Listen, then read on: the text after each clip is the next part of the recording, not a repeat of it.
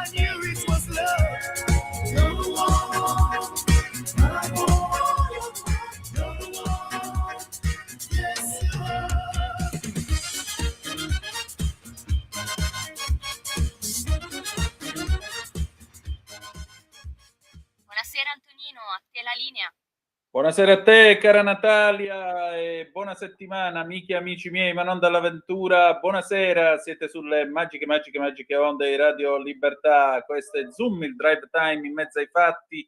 Io sono Antonino Danna e questa è la puntata numero 1134 di oggi, lunedì 16 febbraio 2026. Cominciamo subito la nostra trasmissione. Vi ricordo, date il sangue, in ospedale serve sempre, salverete vite umane, chi salva una vita umana salva il mondo intero.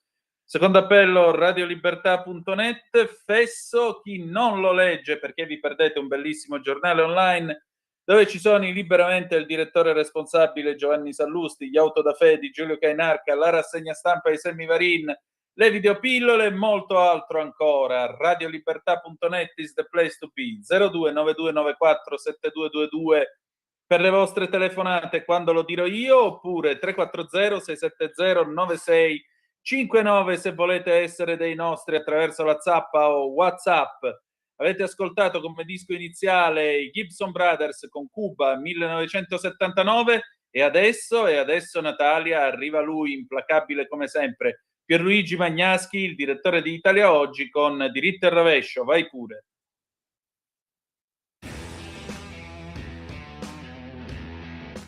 Il regime cubano sta cadendo su se stesso come una pera matura. Adesso per farlo crollare non serve nemmeno un attacco militare americano. Sarà infatti la situazione di crisi del paese a rovesciare nel giro di poco tempo la intera economia cubana. Con la deposizione di Maduro è venuto meno la fornitura di petrolio venezuelano, per cui le centrali elettriche cubane non sono più in grado di fornire l'energia necessaria alle case e alle fabbriche, che peraltro sono fatiscenti. Cuba produce 40.000 barili di grezzo al giorno, ma ne ha bisogno almeno 100.000, cioè più del doppio.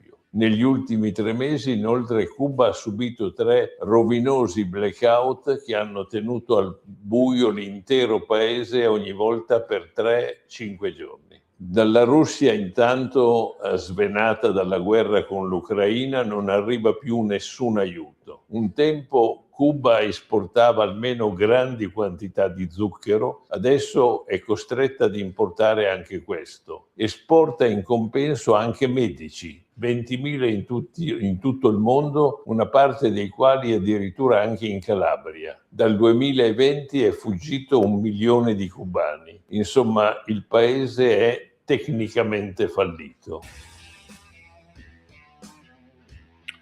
È tecnicamente fallito, ormai è solo questione di tempo prima che la dittatura comunista di Cuba cada.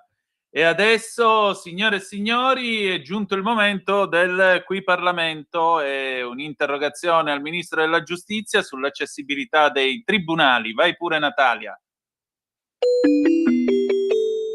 Qui Parlamento. Il primo gruppo a intervenire è la Lega, illustra il senatore Bergesio. Abbiamo questa interrogazione a risposta immediata, perché la questione del Tribunale di Alba non è una rivendicazione localistica, ma un tema di assetto nazionale della giustizia e di coerenza rispetto al percorso di revisione della geografia giudiziaria che il suo Ministero ha avviato.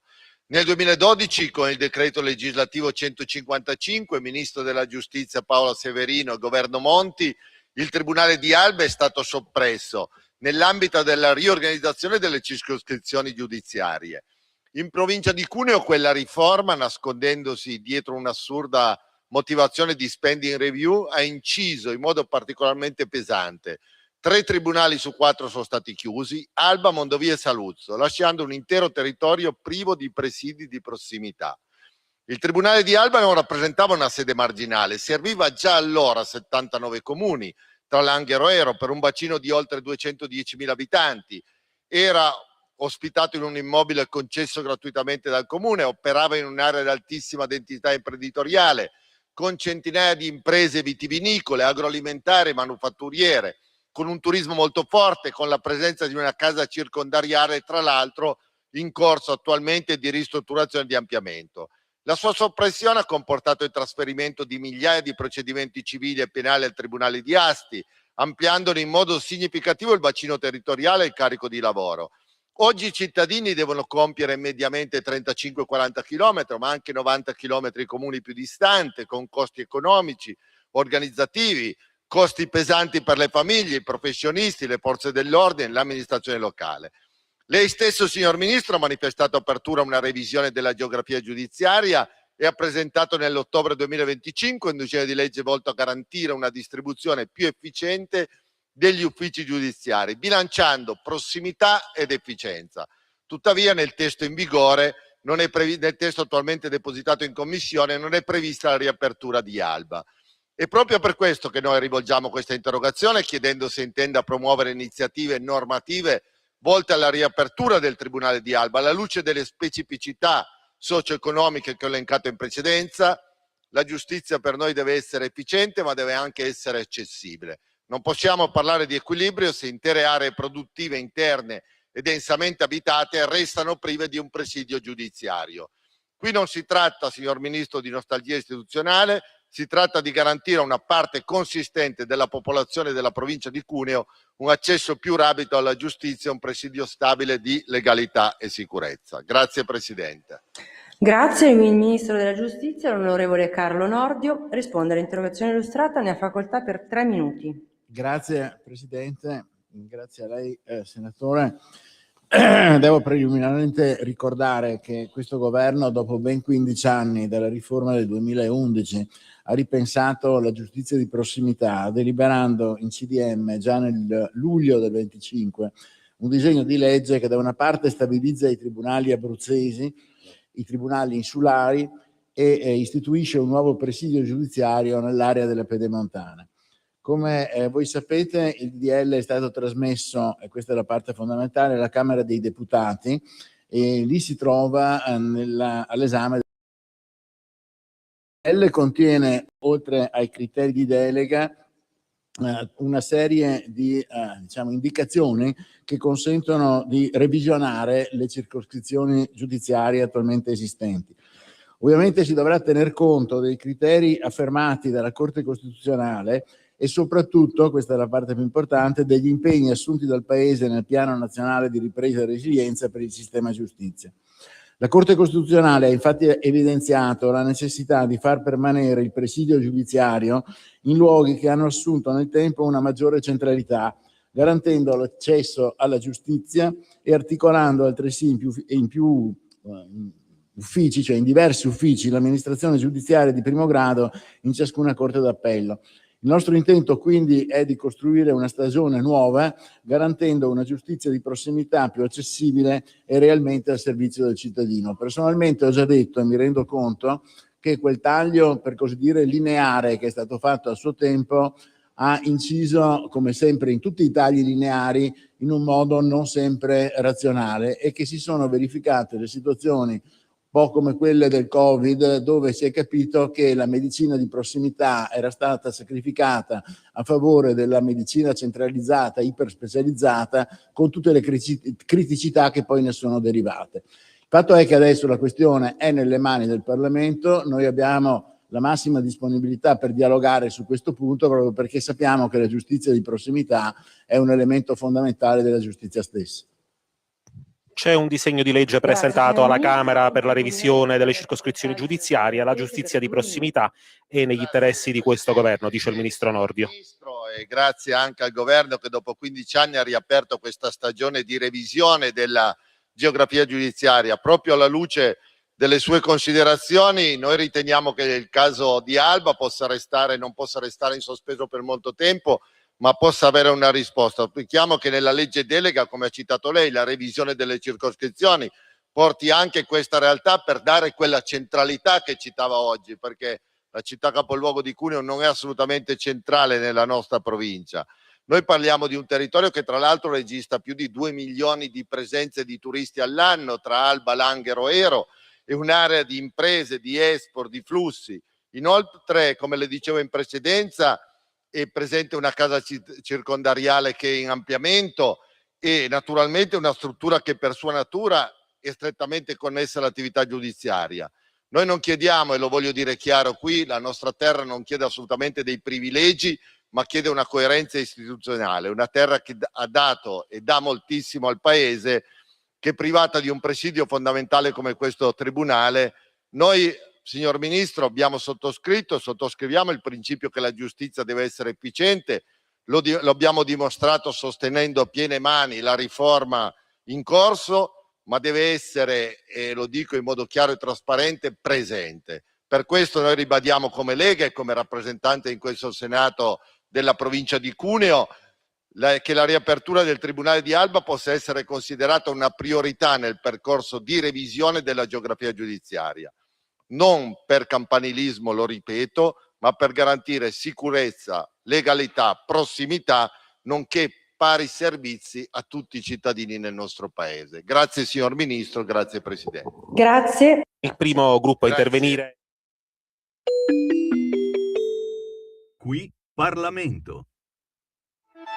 Stai ascoltando Radio Libertà, la tua voce libera, senza filtri né censure, la tua radio.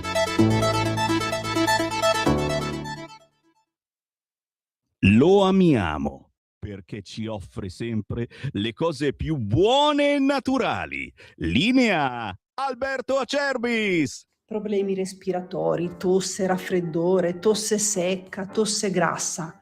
Abbiamo il prodotto che ti può aiutare. Bronco Free, la soluzione bevibile alla bava di lumaca, timo, verbena, altea, papavero e marrubio. Un insieme di erbe e di prodotti che aiutano a sciogliere il catarro e a favorirne l'espettorazione in maniera naturale. La tosse è un meccanismo espulsivo naturale che il nostro organismo mette in atto quando all'interno delle nostre vie respiratorie entrano virus, entrano batteri, entrano sostanze che il nostro organismo ritiene dannose. Come fare per calmare la tosse? Bisogna sciogliere il catarro e favorirne l'espettorazione attraverso un mucolitico naturale. La bava di lumaca, infatti, attraverso gli enzimi litici in essa contenuti, aiuta a sciogliere appunto il catarro e aiuta la sua espulsione. Abbiamo un'offerta straordinaria per voi stamattina. Se dite ascolto Radio Libertà e chiamate lo 030 68 40 408, 3 flaconi di Bronco Free a 59 euro, e se dite ascolto Radio Libertà voi non pagate le spese di trasporto e in più avete uno splendido omaggio. Chiamate adesso 030 68 40 408.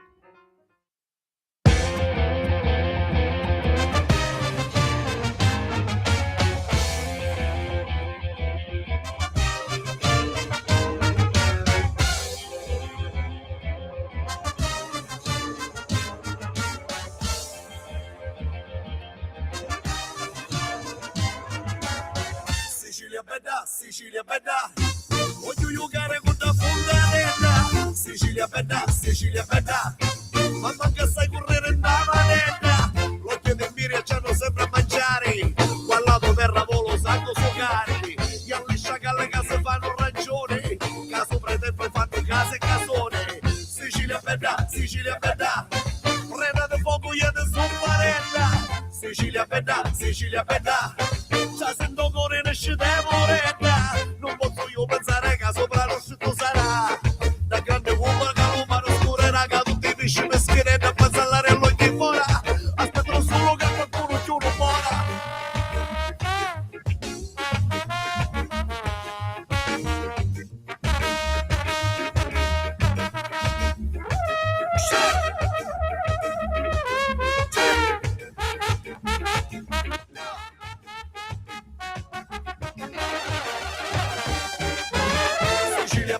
Sicilia bella, come un sole, come una stella. Sicilia bella, e oggi che andiamo con tante scorrette, vorrebbe frasi con te mille menagli, e hanno parole come tante denagli. Capi che gente vuole io volesse capire, fosse sto schifo se potesse finire. Sicilia bella, fammi da stare a luce nella terra. Sicilia bella, spacca il limione da minausa bella. Questo finale faccio un po' di coraggiamo gente.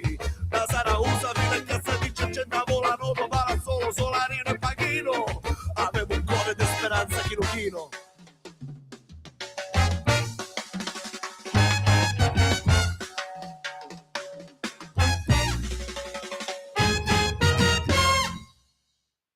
Di nuovo a te la linea, Antonino. Grazie Natalia, avete ascoltato Roy Paci, Sicilia Bella dell'anno 2003, sono le 18:32 minuti e 3 secondi sulle magiche onde di Radio Libertà. Antonino Danna al microfono con voi, diamo un'occhiatina intanto alle ultime notizie.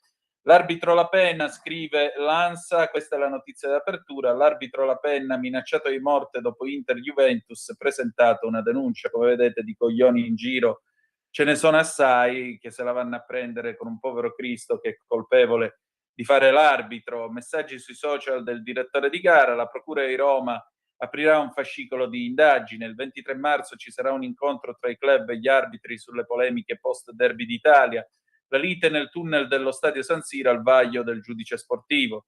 Ancora il referendum e la lettera del Ministero all'ANM, ipotesi di finanziamento indiretto con il Comitato del No. Il giro di vite, reato di attentato alla sicurezza dei trasporti, Forza Italia presenta un disegno di legge. E ancora, Medio Oriente, Tajani, l'Italia nel Board of Peace, come osservatori, come la UE, oggi vertice a Palazzo Chigi. E poi ancora, la storia, il paese dei coltelli, chiede correzioni al decreto sicurezza. Frosolone in Molise, teme ricadute per l'economia locale. Lo speciale, 2 anni fa, la morte di Navalny, Mosca, accuse infondate. E poi andiamo a dare un'occhiata in lutto, addio alla giornalista dell'ANSA Laura Masiello, una vita per lo sport, un pensiero e una prece, e l'Iran, Ali Larijani, i nostri siti nucleari. Andiamo a vedere la BBC con che cosa apre.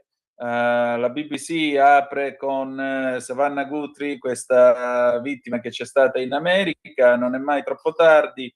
La nuova richiesta per la liberazione della madre di Savannah Guthrie, mentre l'FBI analizza i guanti. Ancora, la madre di Navalny dice che ha sempre saputo che l'oppositore di Putin è stato assassinato, e lo dice soprattutto dopo che c'è stata questa diciamo queste prove che sono state trovate dai paesi occidentali del fatto che Navalny sia stato assassinato attraverso un veleno tratto appunto da una rana sudamericana.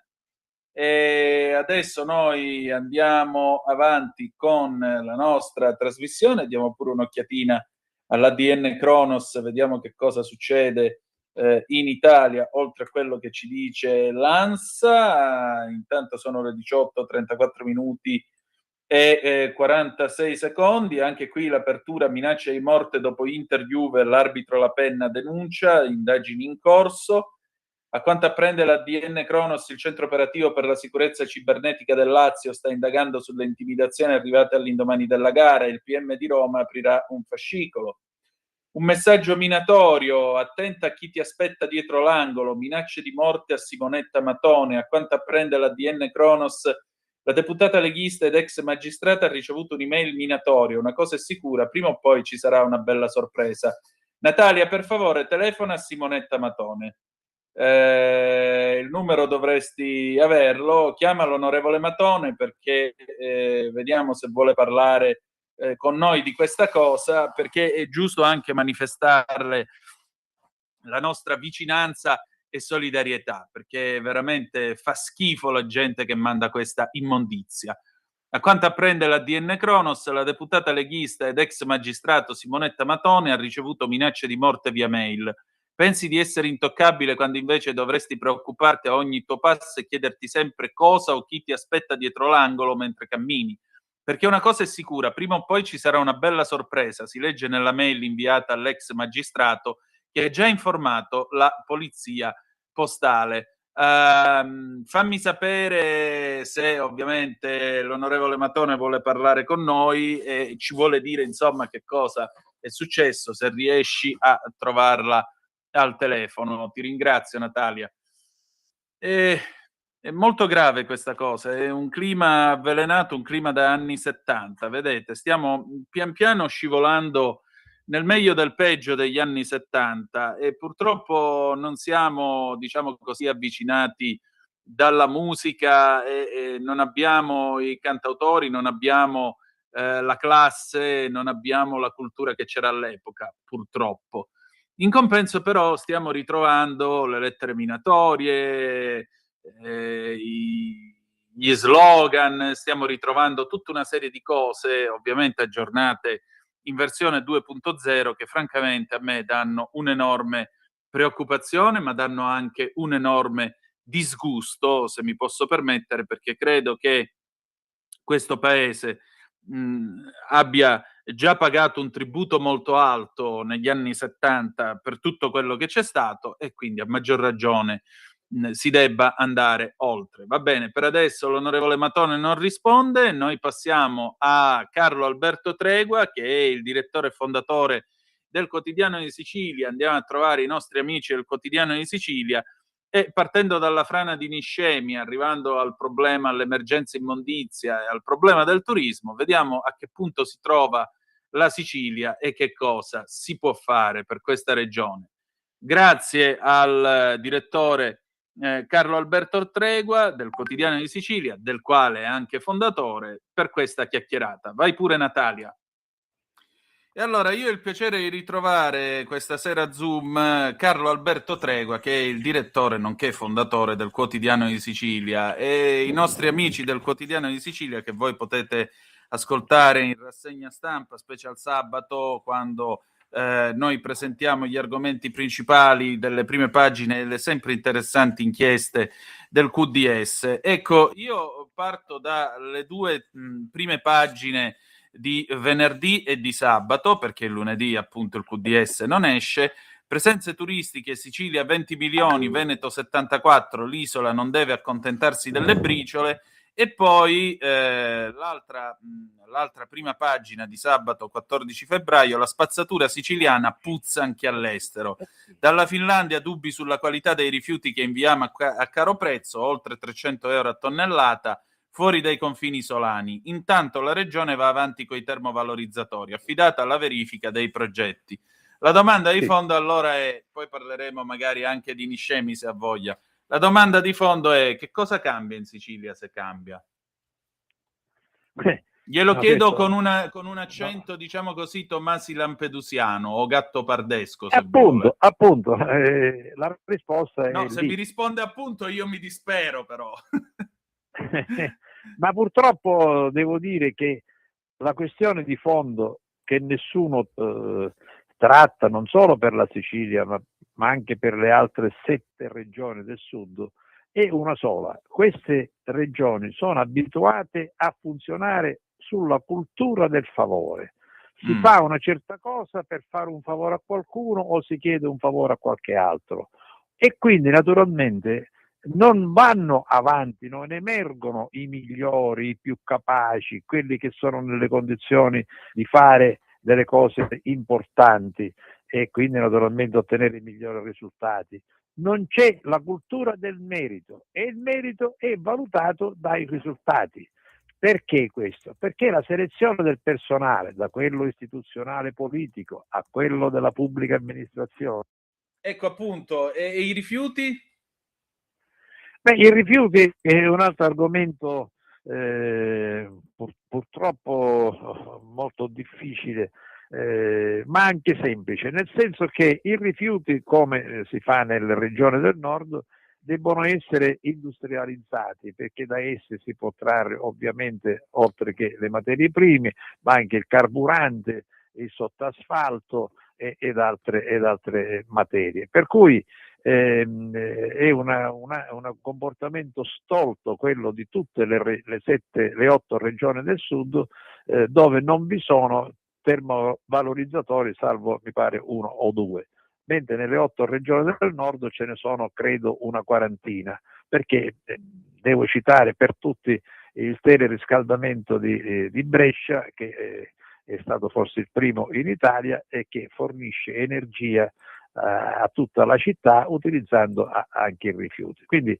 perché nelle 8 regioni del sud questa materia non è stata trattata in maniera uguale a quella del nord? Perché qui ci sono le discariche, i padroni delle discariche che hanno impedito di fare queste cose. Ovviamente hanno impedito a chi? Ai responsabili delle istituzioni, segnatamente i presidenti delle regioni e le giunte, i quali presidenti delle regioni e le giunte sono stati succubi di questi interessi di parte, perché qui anche in questo caso c'è la cultura del favore.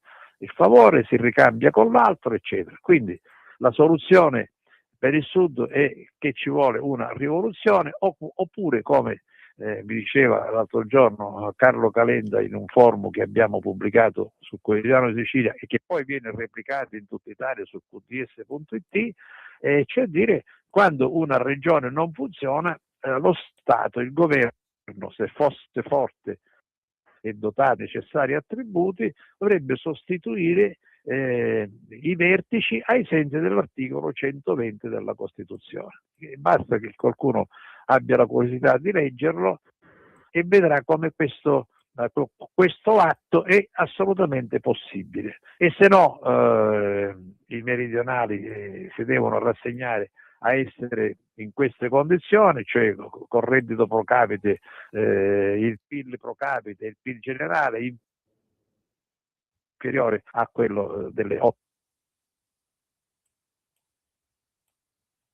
Veneto 180 miliardi di PIL, ma io che sono un siciliano e che negli anni 70 potevo andare a lavorare a Milano perché avevo delle opportunità, sono rimasto qui sperando, illudendomi, di poter contribuire a far evolvere la nostra isola. Sono arrivato a 85 anni e purtroppo devo dire che mi sono illuso per questa situazione, ma comunque sperare non fa male. Certo, sperare non fa male, ma insomma, chi vive Ma bisogna sperando... agire. Appunto, il problema è passare all'azione. Senta, direttore, Ma scusa, però Prego. all'azione, alla fine i responsabili di tutti questi presidenti che abbiamo avuto di centrodestra, Crocetta era di centrosinistra, l'ha imposto Renzi, Musumeci era di centrodestra e l'ha imposto allora la Meloni, diciamo. Allora, ma chi li ha votati? I cittadini. Certo. Allora, quindi la responsabilità ultima di questo stato di cose è quella della gente che manda delle persone inadeguate a dirigere le istituzioni.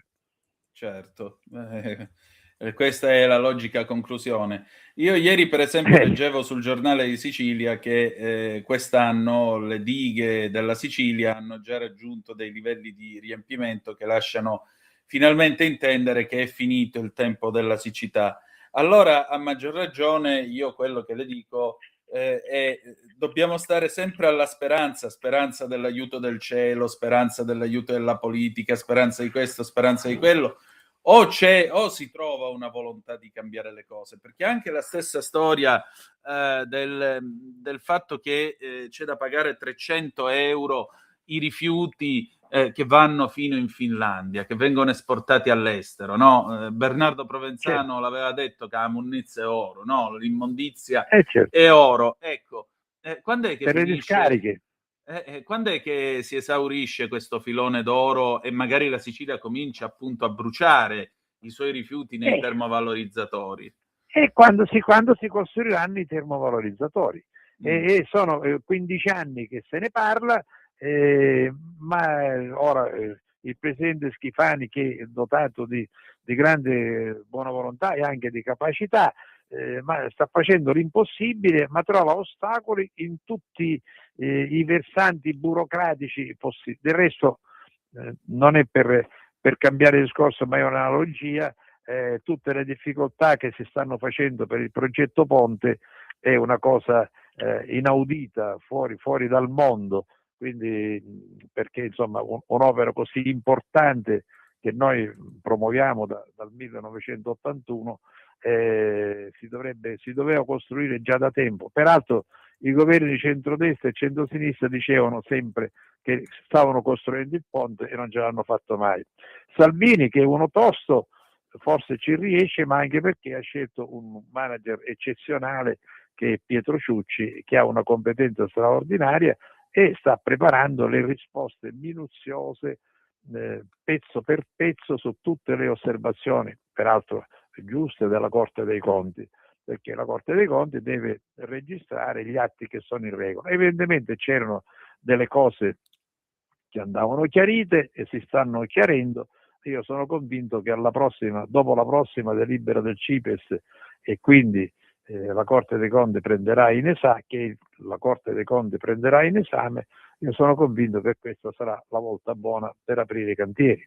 Inserisco questo argomento perché anche questo è un argomento del Sud, e quando sento tanta gente che dice ma 13 miliardi per il ponte sono una cifra enorme, ma allora il traforo dei Giovi a 10 miliardi, la TAV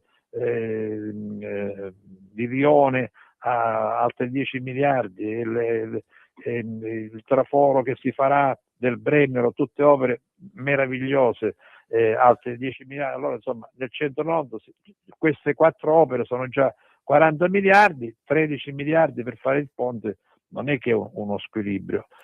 Anche qui c'è una questione di fondo.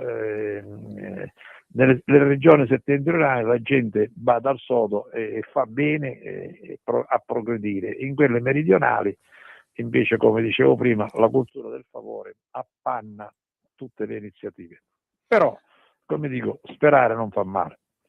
Direttore, senta, in questi giorni la Sicilia è sulle prime pagine anche a causa dei problemi legati al maltempo e segnatamente è finito anche su Time, il prestigioso settimanale americano, la città di Niscemi. C'è questa fotografia che resterà nella storia di questa parte della collina su cui sorge Niscemi completamente franata. È l'immagine della Sicilia di oggi? È un'immagine che lei condivide o è un'immagine che ci dice che cosa? Guarda, la cosa di Niscemi, quasi nessuno l'ha detto, è una cosa elementare. Quando nel 1997, quindi quasi 30 anni fa, si accertò che la collina poteva scivolare a valle, bastava fare un programma o fargli un bel muraglione alto 50 metri e largo 20 metri di cemento armato e la collina non sarebbe più precipitata. Quindi anche qui c'è incuria, e di quella stessa incuria del Mezzogiorno, secondo la quale poi le amministrazioni comunali hanno fatto costruire palazzi o costruzioni al centro dei fiumi in secca, o non si sono preoccupati di riparare il territorio, ma soprattutto la cosa grave per quanto arriva alla sua domanda, quella della siccità, ma qui noi abbiamo le dighe che non sono riparate, per cui anche quando piove non si possono riempire, per la semplice ragione che evidentemente correrebbero dei rischi. Per cui l'acqua ci sarebbe se tutte le dighe fossero in regola, ma soprattutto se le reti che distribuiscono l'acqua dalle dighe alle imprese o alle città non perdessero il 50% di acqua. Anche questo è un argomento che noi da più di 30 anni mettiamo all'ordine del giorno con la Regione, ma che si dice sì, faremo e non si è fatto nulla.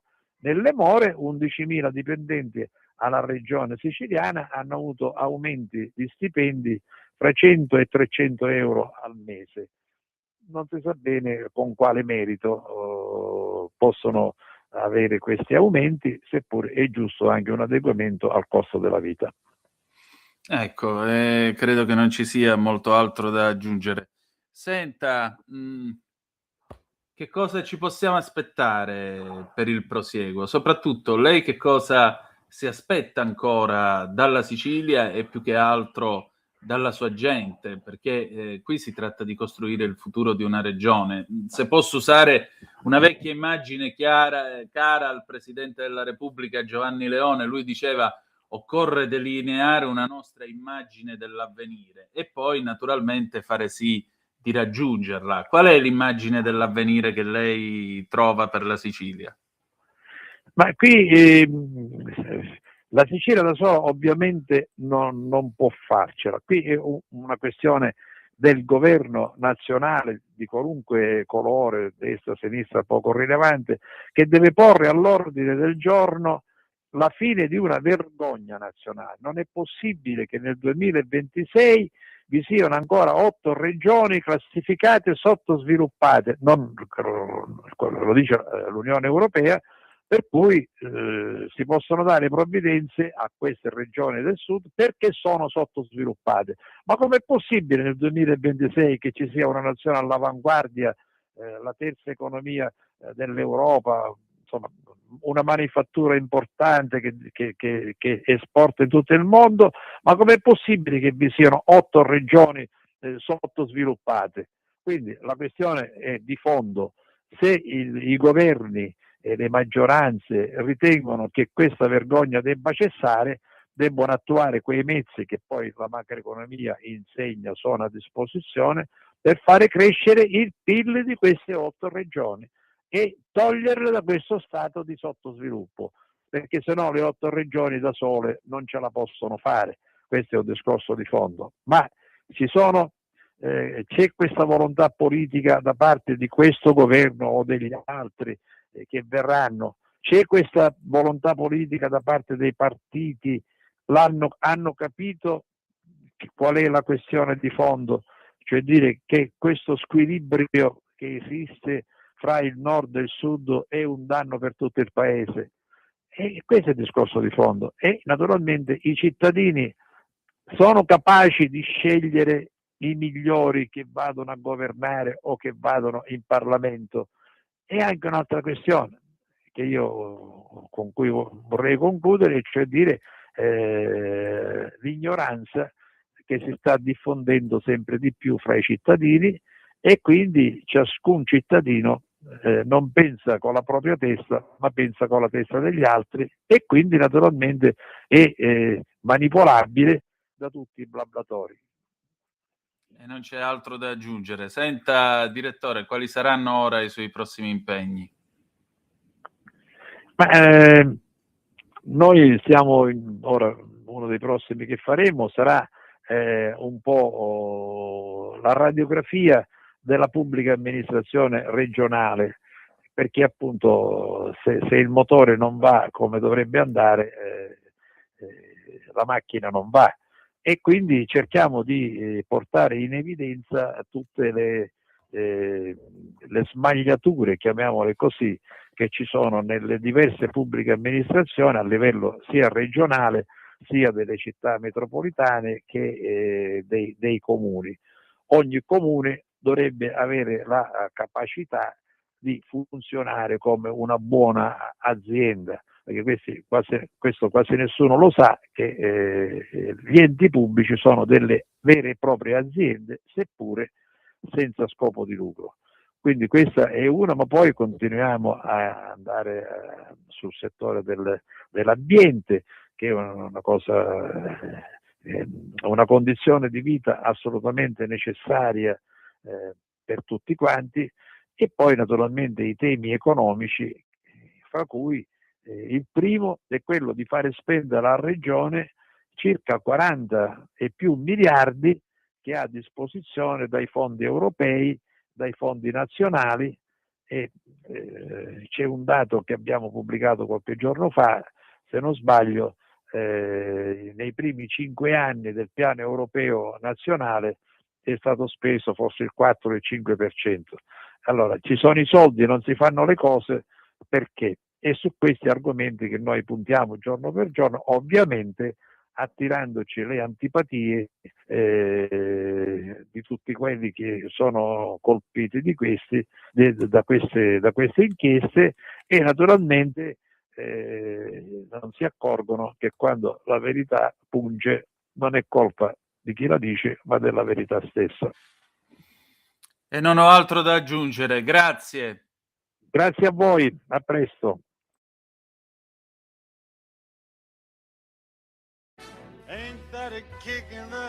Ascolta i tuoi programmi preferiti, le notizie, la musica che ami e non solo. Con l'app di Radio Libertà puoi interagire con i conduttori, anche quando sei in movimento. Non aspettare, cerca Radio Libertà nello store del tuo smartphone o tablet e scarica l'app gratuitamente. Radio Libertà, tutta la radio con te. Scopri di più su radiolibertà.net. Semplicemente la tua radio.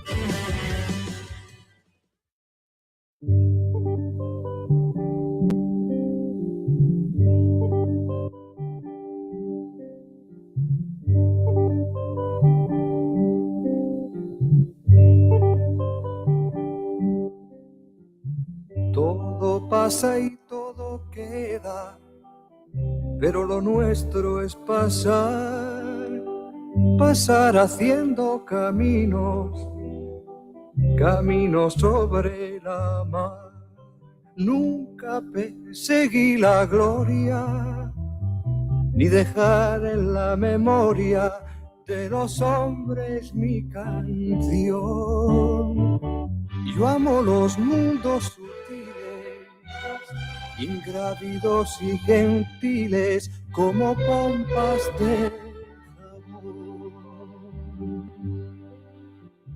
Me gusta verlos pintarse de sol y grana, volar bajo el cielo azul, temblar súbitamente y quebrarse. Nunca perseguí la gloria. Caminante, son tus huellas el camino y nada más. Caminante, no hay camino, se hace camino al andar. Al andar se hace camino y al volver la vista atrás se ve la senda que nunca se ha de volver a pisar. Caminante, no hay camino, sino estelas en la mar. Hace algún tiempo, en ese lugar, donde hoy los bosques se visten de espinos, se oyó la voz de un poeta gritar: caminante, no hay camino, se hace camino al andar. Golpe a golpe, verso a verso, murió el poeta lejos del hogar, que cubre el polvo de un país vecino. Al alejarse le vieron llorar. Caminante, no hay camino, se hace camino al andar.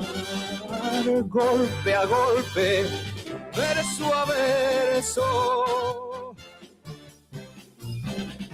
Cuando el jilguero no puede cantar, cuando el poeta es un peregrino, cuando de nada nos sirve rezar. Caminante, no hay camino, se hace camino al andar. Golpe a golpe, verso a verso, golpe a golpe, verso a verso, golpe a golpe, verso a verso.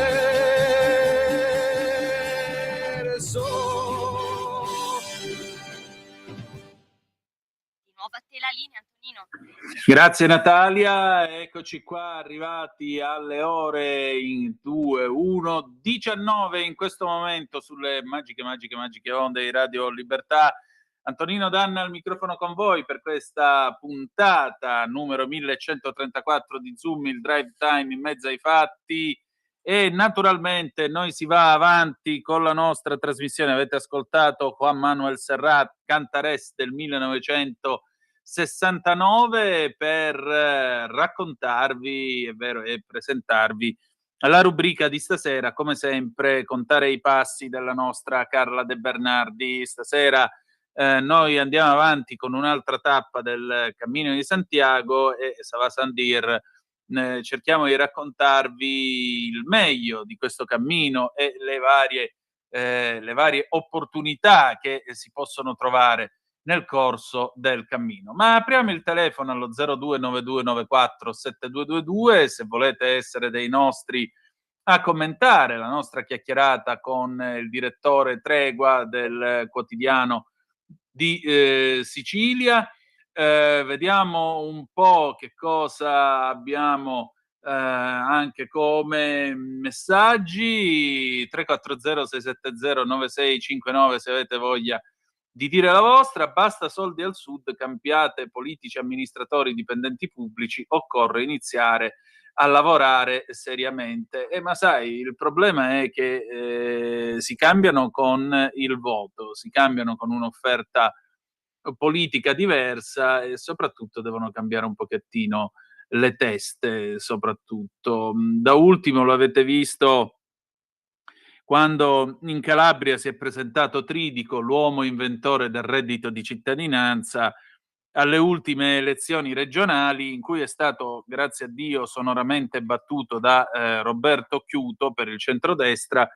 Questo perché ancora una volta era venuto a offrire la solita ricetta assistenzialista, cioè assumere di nuovo dei forestali, dare un reddito regionale di cittadinanza alla gente, eccetera, eccetera, eccetera. Fortunatamente i miei corregionali hanno ben pensato di votare per qualcun altro che offriva cose ben diverse da queste qua.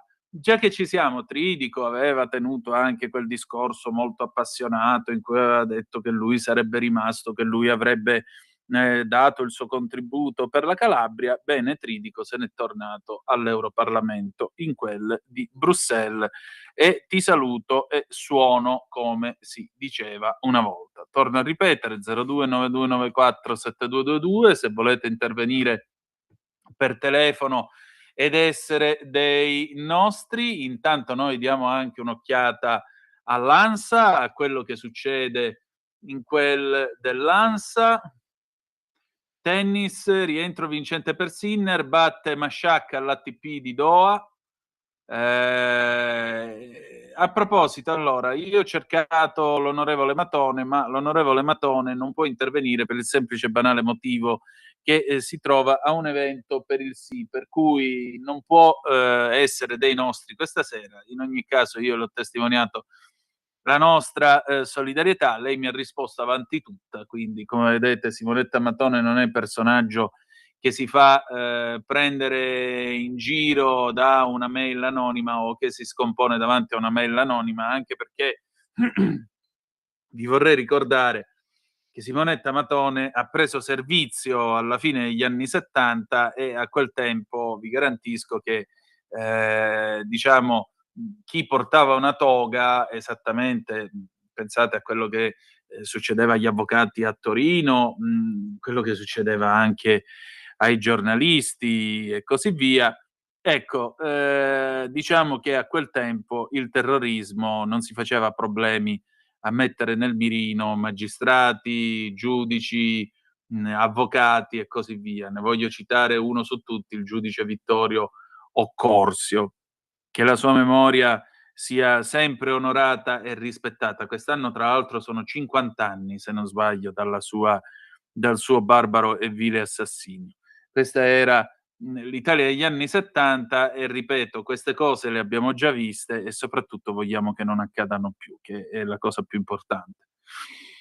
Va bene, 340-670-9659, anche qui se volete mandarci un WhatsApp o una zappa che dir vogliasi, se no a questo punto io direi di dare la parola alla nostra Carla De Bernardi e questa sera andiamo dritti sul cammino di Santiago come ogni lunedì. Vai pure Natalia, grazie.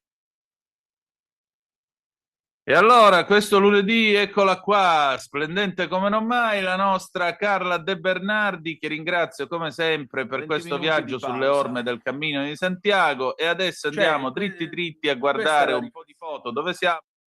Qua, la Meseta.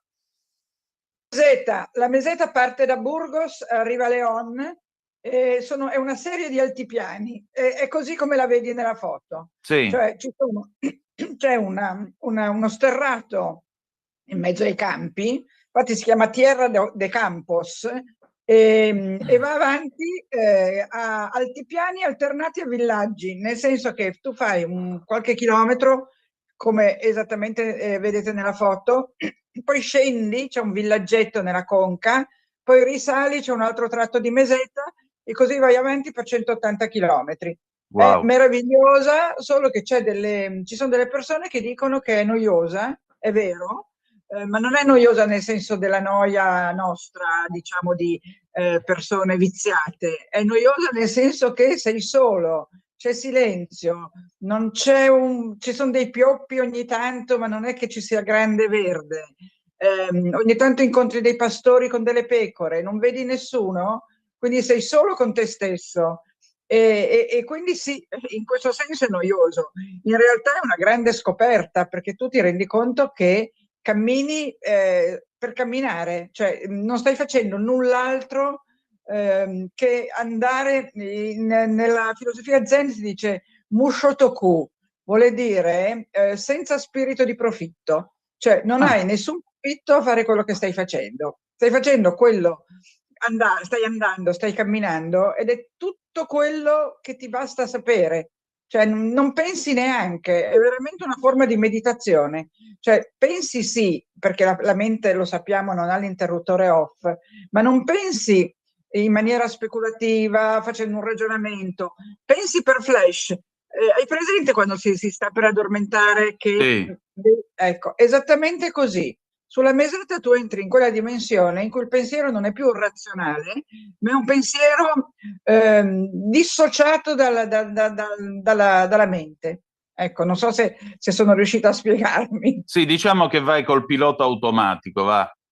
Vai col pilota automatico, ma ovviamente, come dicevo, non è che puoi interrompere l'attività del pensiero, perché quella non possiamo mai interromperla, ma cambi modo di pensare, non pensi più alle cose mettendole in fila, dicendo adesso devo fare questo, poi farò questo, poi arrivo. No, vai avanti per flash di pochi secondi che ti portano avanti e poi diventi tutt'uno con il cammino, cioè non ti accorgi neanche di andare, non so come dirti, non senti la fatica. A un certo punto io mi ricordo che sulla meseta, prima di arrivare a San Nicolas, mi sono messa a urlare, perché era tale il silenzio, tale l'immobilità di tutto intorno a me, che ho detto forse sono morta e non me ne sono accorta. Mamma mia, addirittura. Sì, sì, mi sono messa a urlare, ero da sola, ho fatto 25 chilometri da sola per arrivare a San Nicolas de Puente Fitero, che adesso poi ci arriveremo con le immagini. E la meseta è questo, e chi la salta, perché c'è chi la salta, perché qualcuno dice no, io 180 chilometri di meseta non me li faccio, si perde un'esperienza straordinaria, perché veramente arriva a contatto con la propria natura, ecco. Ecco, a proposito di natura, vedo qua VC a San Bol, che cos'è? Sì. Allora, sulla meseta a un certo punto arrivi in questo paesello che si chiama San Bol, che c'è una piccola, un piccolo ostello minuscolo per al massimo 6 persone, e non ha l'acqua corrente, per cui c'è una pozza d'acqua, una specie di piscinetta dove ti lavi con acqua fredda, rigorosamente fredda, e in fondo al giardino, dopo la piscina, c'era questo gabinetto, cioè sollevi l'asse, fai quello che devi fare e finisce direttamente nel centro della terra. È una, come si dice, un pozzo nero, non so come si chiama. Sì, una fossa biologica. Papeles no, niente carta igienica, appunto. No, niente carta igienica, così, quello lì è il gabinetto, e invece appunto per lavarsi c'era questa piscinetta di acqua gelata, e sembra così, 6 letti, un cucinino, una pozza di acqua fredda e questo gabinetto così. Non so se sia ancora così, perché si prevedevano dei lavori, però allora era così. E ti dirò, è proprio questo il bello del cammino, che fai delle esperienze che poi dopo non potrai mai ripetere, cioè io non farò mai più quello che devo fare in un posto come quello. E dopo Arroyo si passa prima da un posto che si chiama San Anton, che ti ho fatto vedere dei ruveri, convento di San Anton. Non so se hai presente la foto, Vediamo un attimo, perché abbiamo... Sì, eccolo qui, il convento di San Antonio. Questo è un rudere dove c'è un ostello praticamente in una tenda, e i monaci di Sant'Antonio, lo sai, no? Sono quelli che hanno inventato la cura per il fuoco di Sant'Antonio. Sì. Perché il fuoco di Sant'Antonio era molto diffuso nell'antichità, esiste ancora adesso. Sembra che fosse dovuto agli alcaloidi contenuti nella segale cornuta con cui si impastava il pane. Morale della favola, i monaci di Sant'Antonio aprono questo, costruiscono questa chiesa e diventa un rifugio proprio per chi, oltre che per i pellegrini, per la cura del fuoco. A Milano, durante il periodo nel Medioevo, esisteva anche a Milano il convento di Sant'Antonio, e avevano una quantità di maiali che circolavano liberamente per le strade di Milano. Nel Medioevo i maiali andavano in giro tranquillamente per le strade e il loro grasso serviva proprio per la cura, diventava un unguento per la cura del fuoco di Sant'Antonio. Fu poi il governatore spagnolo nel 600, non mi ricordo quale governatore, ma che per l'arrivo di non so quale personalità della corte spagnola decise di togliere i maiali dalla strada e non poterono più circolare liberamente. E forse lì nacque la ricetta della cassola, no? La cassola che si fa con i resti del maiale il giorno di Sant'Antonio. Adesso non mi ricordo che giorno è Sant'Antonio, tu dovresti saperlo perché ti chiami Antonino. Allora, Sant'Antonio da Padova è il 13 di giugno, ma Sant'Antonio Abate, che è il santo in questione, protettore dell'omonimo fuoco, e che è anche protettore di tutti gli animali, è il 17 gennaio.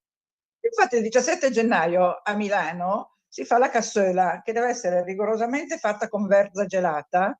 Ovviamente non è cibo per i vegetariani o per i vegani, ma per chi vegetariano e vegano non è, confesso che io sono tra quelli, anche se ci ho provato tante volte a diventare vegetariana, ma mi sono sempre bloccata dopo poche settimane. La cassola è veramente un piatto milanese strepitoso. E vabbè, ne parliamo un'altra volta.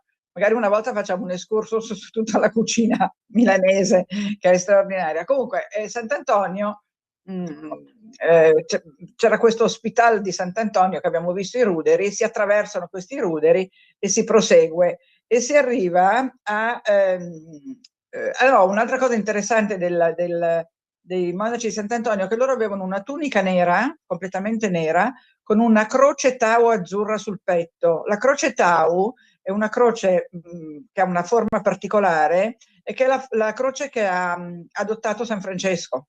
Sì. San Francesco adotta la croce tau.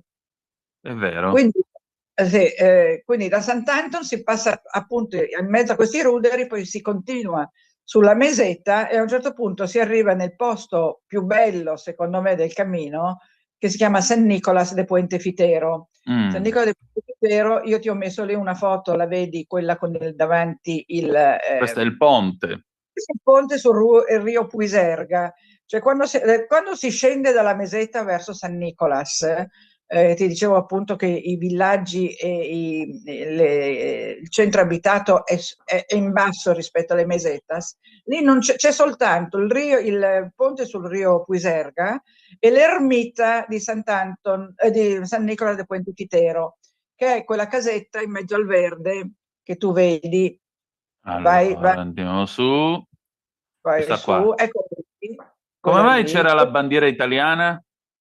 Perché, eccoci qua, perché San Nicolas de Puente Fitero è stato aperto come ostello nel 95, mi pare, o forse anche prima, da degli italiani, precisamente dalla Confraternita di Perugia.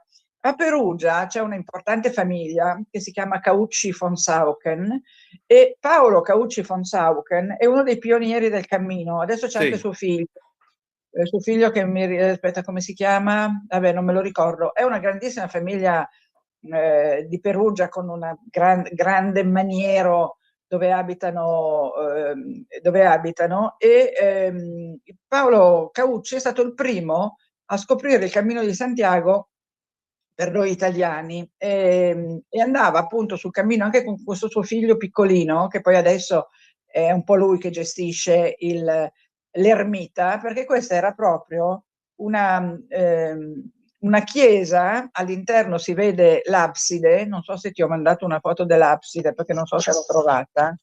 Sì, no, non ho visto la foto dell'abside, ma ecco, questa è la croce tau, vedi? Sì. Questo si chiama Bosseo. No, questa è la croce dei Cavalieri di Malta, scusa, come non detto.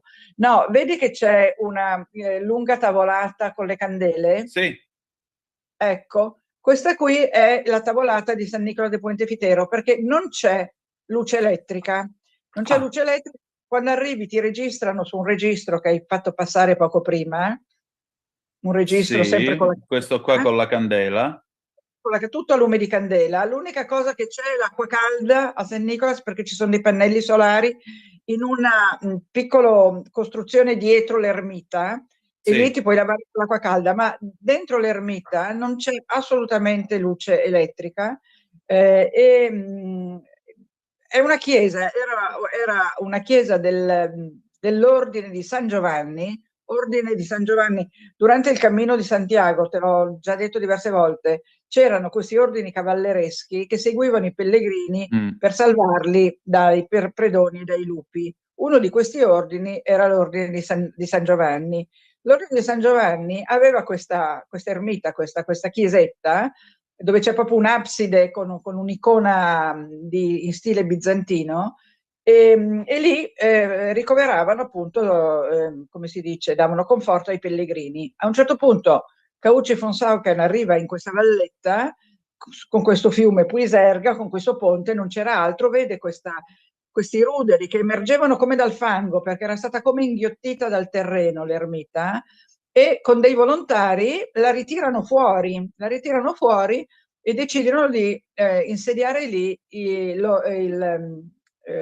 la confraternita di Santiago, ma legata alla confraternita di Perugia. Quindi quella lì è la confraternita italiana, perché sul cammino ci sono confraternite di tutti i paesi, c'è quella austriaca, c'è quella tedesca, c'è quella inglese, c'è quella francese, e quella italiana ha sede a San Nicolas de Pontefittero. Fai conto che l'ordine dei Cavalieri di San Giovanni fu poi sciolto, poi divenne Cavalieri di Rodi, poi Cavalieri di Malta, e furono cacciati da Malta da Napoleone, sai che Napoleone ne ha fatti di tutti i colori, no? Sì, Tutti i certo. conventi, eccetera, eccetera. E adesso esiste quello che è l'acronimo SMOM, Sovrano Militare Ordine di Malta, che se non ricordo male a Milano ha sede nella chiesa di San Francesco al Fopponino, se non mi sto sbagliando, che è qua dietro casa mia, che è una chiesa antichissima, che è sconsacrata, dove c'era un cimitero, il cimitero del Fopponino, che poi è stato smobilitato quando hanno fatto il cimitero monumentale, e lì la chiesetta, che è piccola e molto molto carina, secondo me oggi è gestita è la chiesa dove si riunisce il Sovrano Ordine di Malta.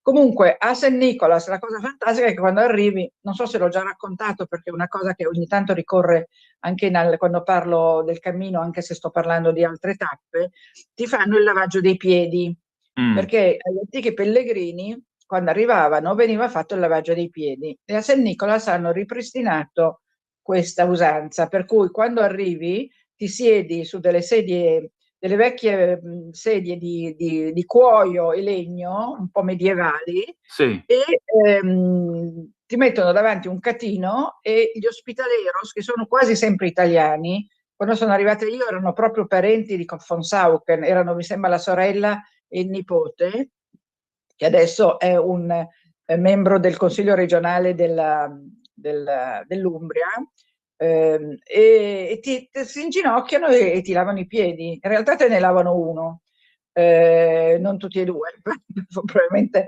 per guadagnare tempo. Dopodiché ti siedi a tavola, questa meravigliosa tavolata, vedi che ci sono dei fiaschi, sì. perché appunto essendo una confraternita italiana, noi quella sera lì abbiamo mangiato cannelloni al forno. Salute. Come si è fatto a farli visto che non c'è la luce elettrica? Non lo so. Probabilmente era un forno, che ne so. Magari a gas, so. un forno economico, chi lo sa. Sì, era sicuramente a gas, sicuramente. E quindi c'erano, me lo ricorderò per sempre, cannelloni al forno, arrosto di vitello con patatine, vino umbro nei fiaschi, pecorino con olio umbro, pane come il nostro pane, no? Quello che si mangia in Umbria. Me lo ricorderò per sempre perché sembrava di essere andati a cena dalla zia o dalla mamma, invece che essere sul cammino di Santiago. Dopo questa cena siamo usciti fuori, e questo qui sì, mi ricordo di averlo già raccontato quando parlavo della Via Lattea, e ci siamo ritrovati con la testa nella Via Lattea perché era talmente buio, non essendoci luce elettrica, essendoci solo l'ermita in mezzo al nulla, non essendoci pali della luce, non essendoci case intorno, non essendoci un villaggio, perché c'è veramente solo la casetta della confraternita e il ponte, non c'è altro. Poi prosegui e arrivi in un altro posto, arrivi a Villa Alcazar, però lì hai soltanto il rifugio di St. Nicholas e il ponte, quindi sei immerso nel buio. E in questo buio la Via Lattea si vede benissimo, per cui perché nulla la offusca, e quindi ti ritrovi proprio con la testa nella Via Lattea.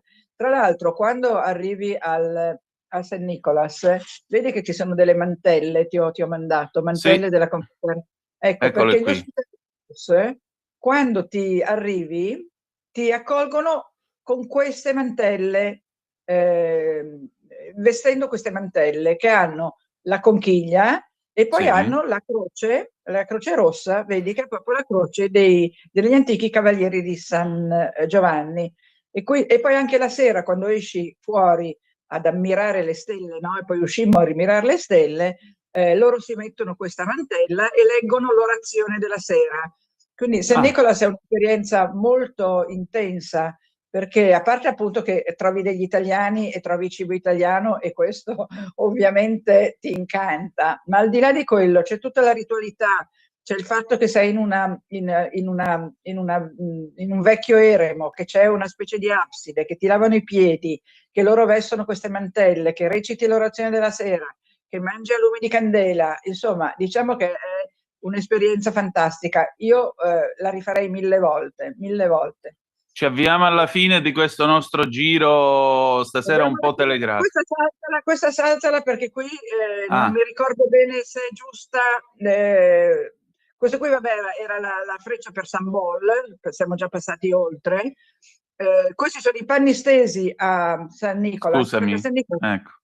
Non essendoci l'elettricità, ti lavi la roba a mano e poi la stendi. Quindi non c'è la lavatrice, diversamente da quasi tutto il cammino che oramai c'ha lavatrici e spesso anche asciugatrici. Qui il bucato lo fai a mano e lo stendi nel giardino. Cos'altro abbiamo visto che stiamo Nient'altro, finendo? perché c'era solo questa foto di Santa Maria la Blanca e quella dell'arroio di San Bol, quindi...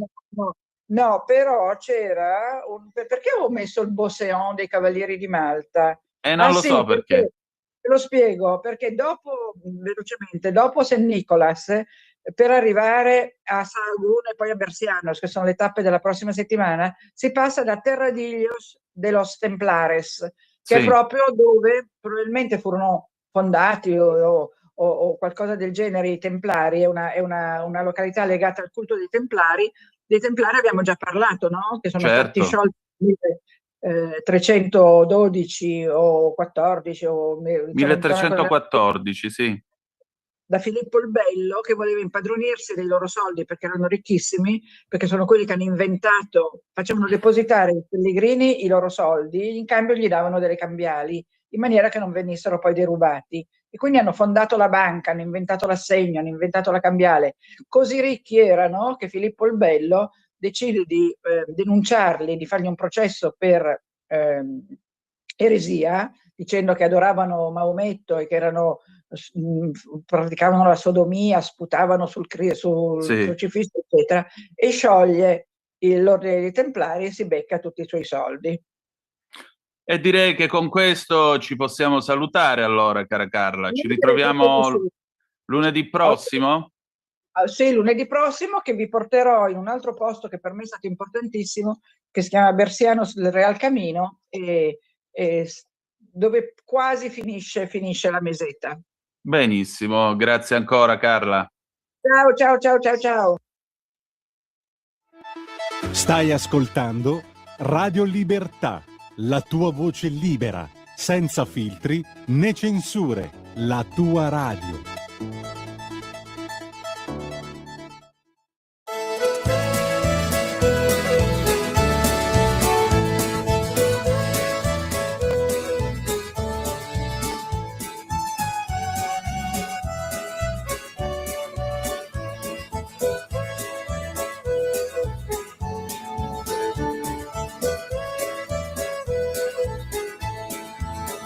Il cielo d'Irlanda è un oceano di nuvole e luce, il cielo d'Irlanda è un tappeto che corre veloce, il cielo d'Irlanda, i tuoi occhi se guardi lassù ti annega di verde, ti copre di blu, ti copre di verde, ti annega di blu.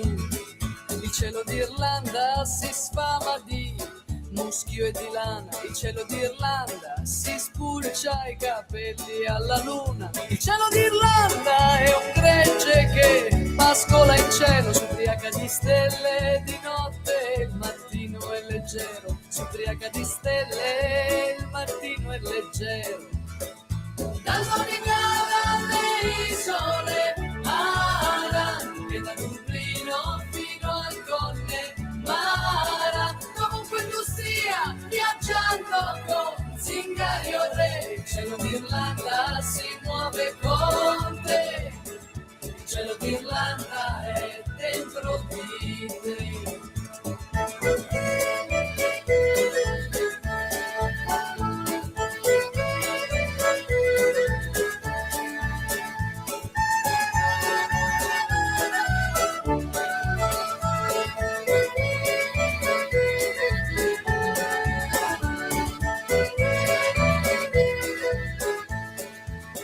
Il cielo d'Irlanda è un enorme cappello di pioggia, il cielo d'Irlanda è un bambino che dorme sulla sulla spiaggia. Il cielo d'Irlanda a volte fa il mondo in bianco e nero, ma dopo un momento i colori li fa brillare più del vero, ma dopo un momento li fa brillare più del vero.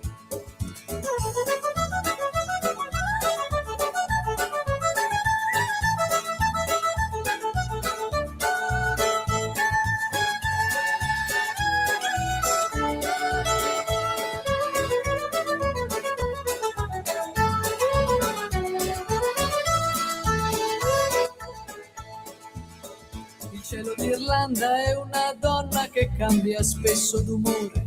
Il cielo d'Irlanda è una gonna che gira nel sole. Il cielo d'Irlanda è Dio che suona la fisarmonica, si apre e si chiude col ritmo della musica. Si apre e si chiude col ritmo della musica. Da Donegal all'Isole Aran e da Dublino fino al Connemara, dovunque tu stia ballando con zingari o re, il cielo d'Irlanda si muove con te. Il cielo d'Irlanda è dentro di te.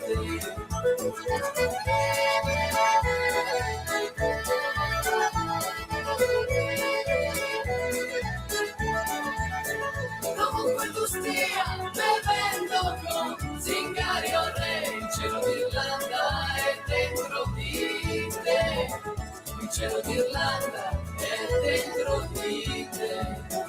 Il cielo d'Irlanda si muove con te. Il cielo d'Irlanda è dentro di te.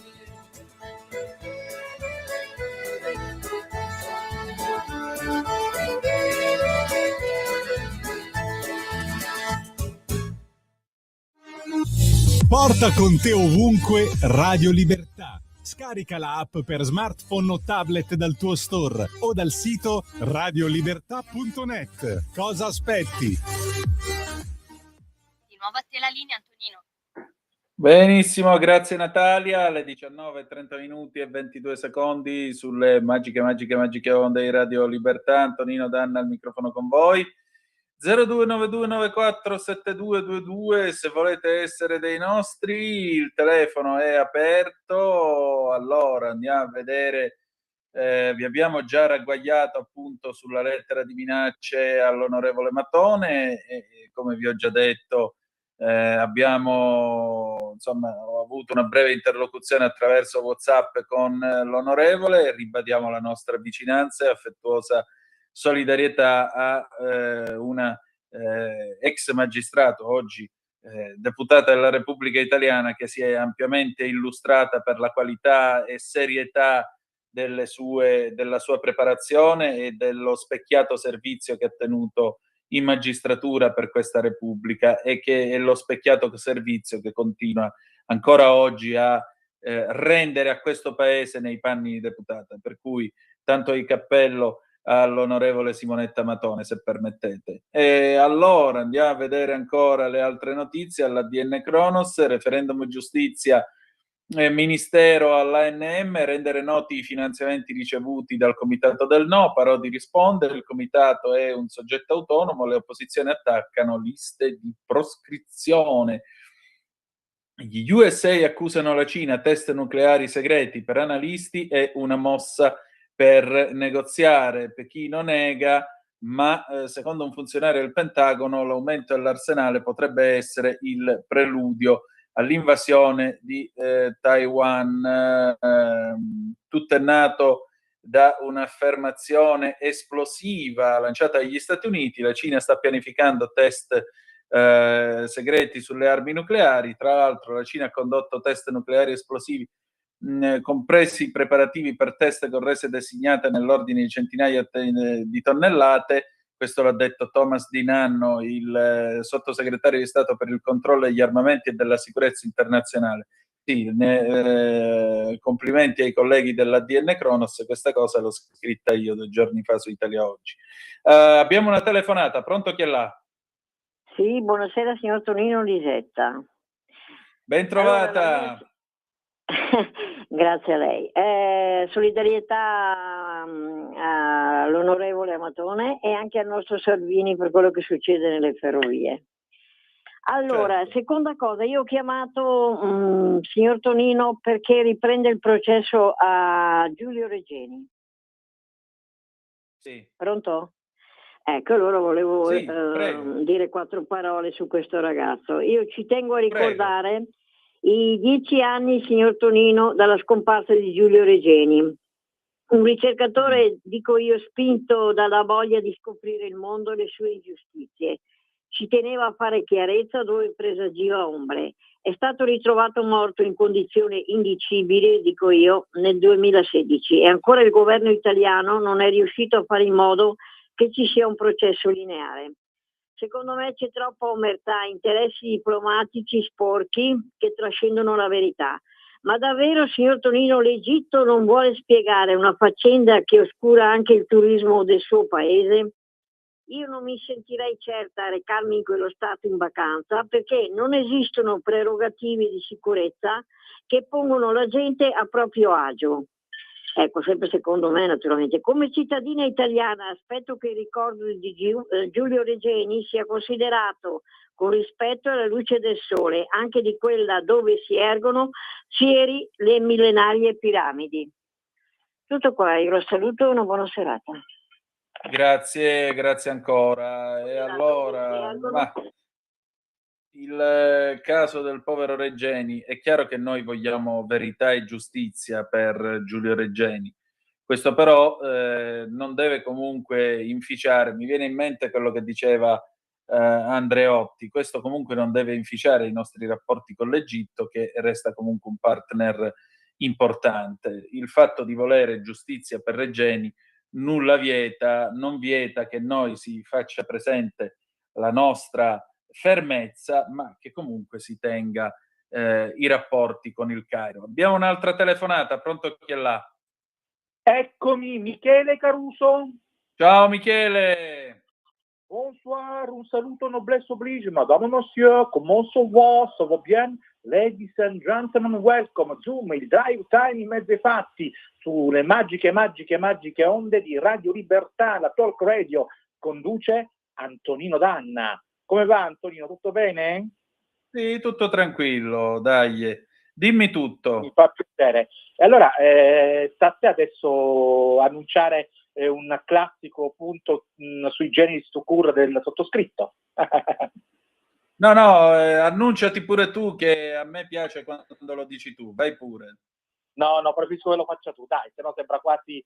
e qua mi pare attacca io, attacca tu, vai col punto. È meglio che lo faccia tu, come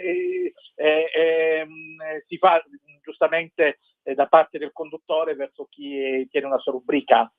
E lo so, ma ti sei sempre annunciato, quindi vai pure col punto di Michele Caruso. Vai pure col punto di Michele Caruso. Eccoci.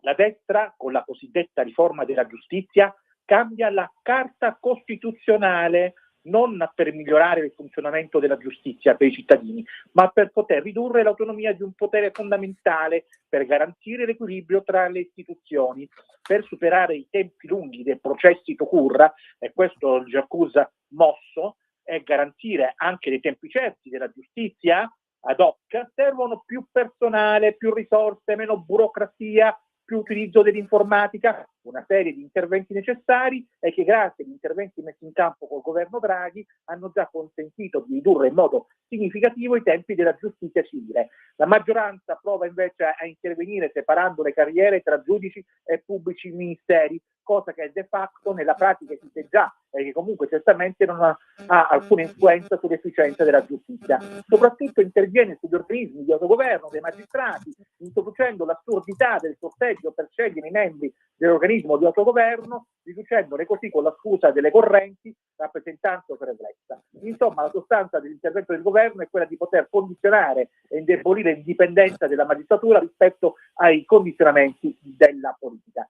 D'altra parte, cosa assai importante, evidente, in questi anni la volontà di delegittimare tutte le istituzioni corruzione fino Che è appunto successo? alla magistratura, quando facendo ciò che impone la Costituzione svolgono la propria funzione non assecondando il governo. Anche questa riforma è figlia, se non soprattutto della volontà di non tollerare il controllo, le istituzioni che devono intervenire a garanzia di tutti i cittadini, cercare di spiegare che chi controlla non serve, anzi è dannoso, perché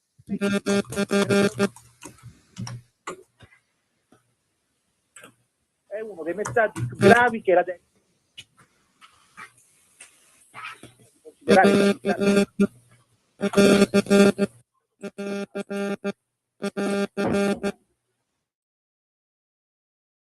Si sente proprio, c'è un fischio di sottofondo, Michele, proviamo un'altra volta. Allora rispondo, grazie comunque alla tua telefonata, allora rispondo all'osservazione.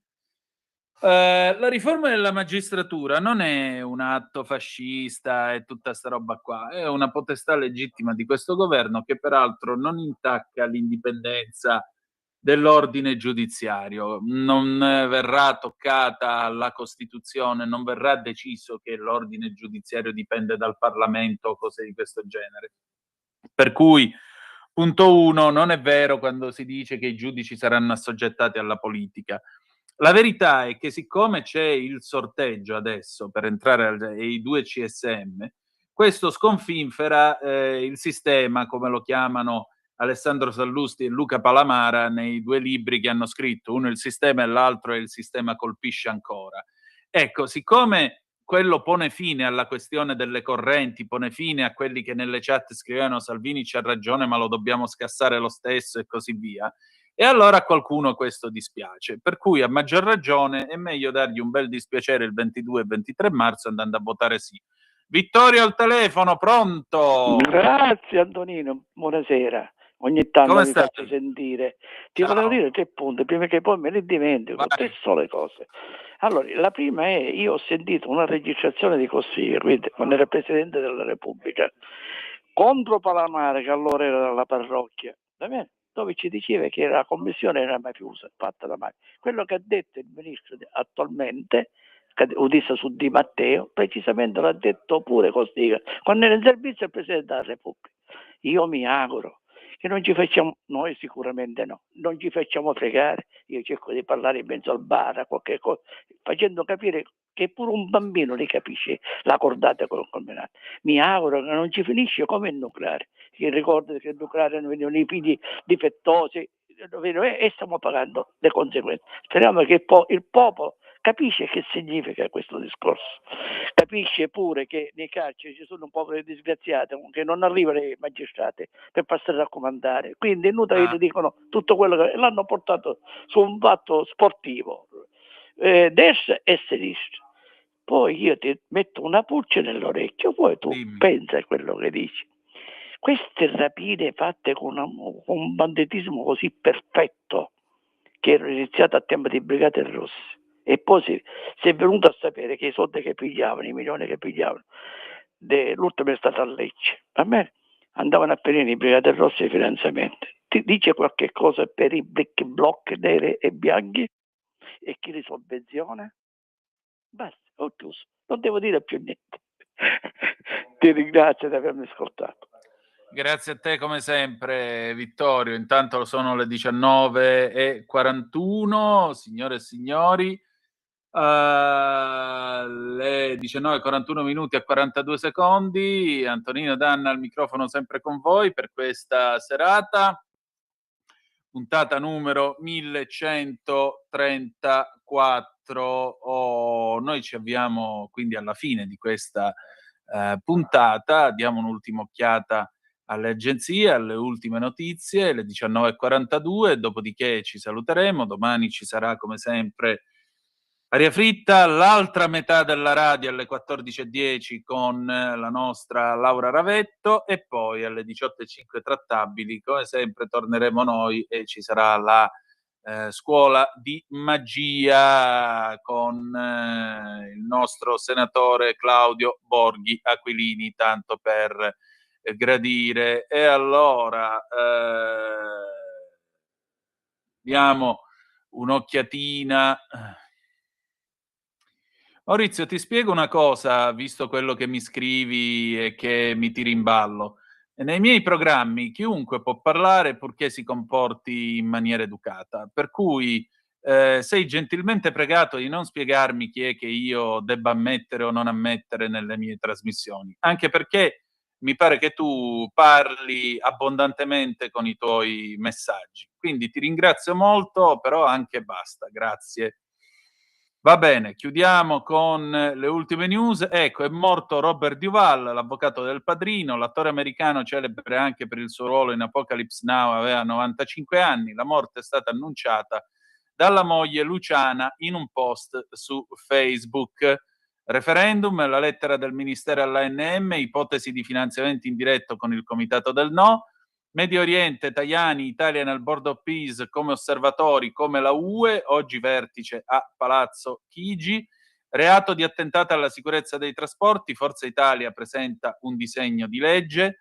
Il Paese dei Coltelli chiede correzioni al decreto sicurezza, Frosolone in Molise teme ricadute per l'economia locale. E poi 2 anni fa la morte di Navalny, Mosca respinge le accuse, la madre e i mandanti sono conosciuti, lui, il Cremlino, è responsabile, signore e signori. 19:44 minuti e 5 secondi, noi ci salutiamo qui, ringrazio tutti voi per il tempo che ci avete dedicato, grazie per essere stati con noi, ci salutiamo con Scott McKenzie, San Francisco del 1967. Ecco, un'ultima notizia battuta ora dalla BBC, via satellite si nota un assembramento di navi da guerra americane e di cacciabombardieri vicino all'Iran. BBC Verify ha visto la portaerei americana Abraham Lincoln vicina all'Iran, e questo mentre sono in corso i colloqui tra le due nazioni. Tanto io vi dovevo, grazie per essere stati con noi e ricordate che the best is yet to come, il meglio deve ancora venire. Vi ha parlato Antonino Danna, buonasera.